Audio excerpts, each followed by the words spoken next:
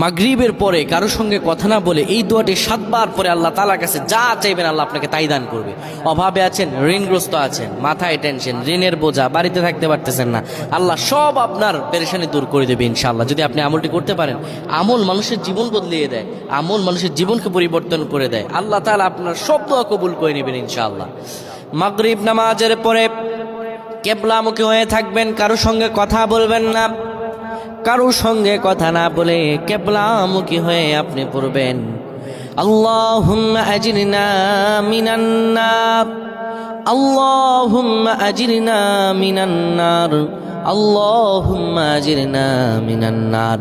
যদি এটি আপনি মাগরিব নামাজের পরে কারোর সঙ্গে কথা না বলে পড়ে 7 বার পরে দুটি হাত তুলে আল্লাহর কাছে দোয়া করেন, আল্লাহ জাহান্নামের আগুন থেকেও বাঁচাবেন এবং আল্লাহ আপনার সব দোয়াগুলো কবুল আর মঞ্জুর করে নেবেন। আল্লাহুম্মা আমিন।